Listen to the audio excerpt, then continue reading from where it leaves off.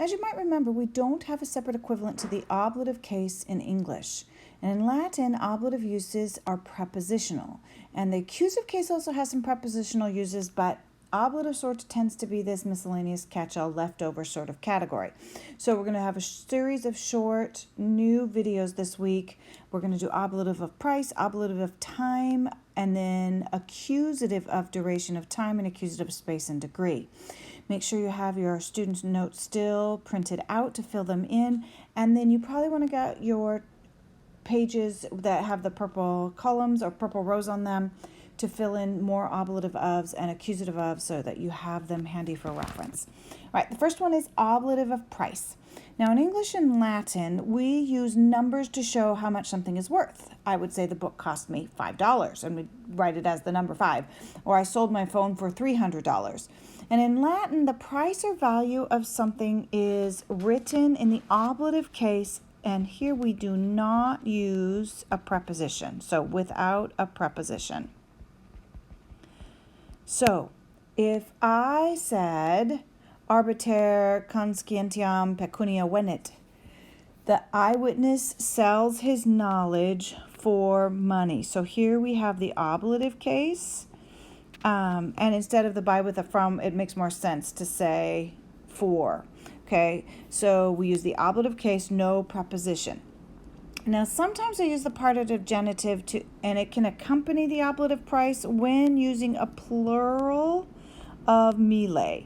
So, if I say hanc sestertium tres millibus emi, I bought this for 3,000.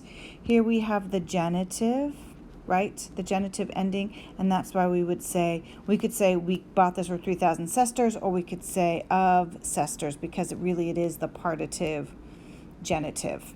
We're not using all the sester. We're talking about out of all the sesters in the world, we're using 3,000 of them. That's why it's in the genitive. So what you'll see with the ablative of price is there's some common adjectives that are used with it. And so these will be a trigger for you: magnus, plurimus, parvus, minimus, and willis.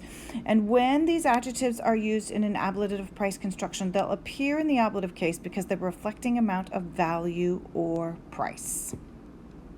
Let's look at the ablative of time now.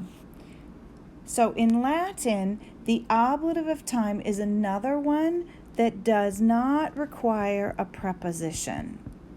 Okay? But the Latin preposition in sometimes appears for emphasis. So there's two kinds of ablative of time. The first is ablative of time when, which is exactly what it sounds like, which expresses when an action occurs. When translating to English, use the prepositions on, at, or in. So if we take a look at these, we got eodem die. Here, these are all in the ablative case, right? On the same day, at o tempore is at that time, or bonus annis is in good years. So we've got these three that you see here: on, at, or in, whatever makes most sense to you. The second ablative of time is ablative of time within which guess what? Expresses the period of time within which an action occurs. Just like you might expect, okay? When translating to English, when translating to English, I'm going to use my proper English. Sorry, it should be ing. When translating to English, use the prepositions during, within,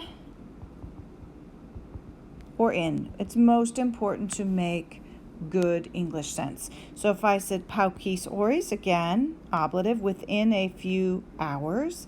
Aestate, in the summer. You could totally say during the summer, whichever, or in, you probably wouldn't say within the summer, but whatever makes the most English sense. And the last one is quarto anno regni, during the 4th year of his reign, and we've got the during. So you can see, or you could also say within the 4th year or during the 4th year. Okay, so those are the 2 kinds of ablatives that you are going to learn this week and put into practice.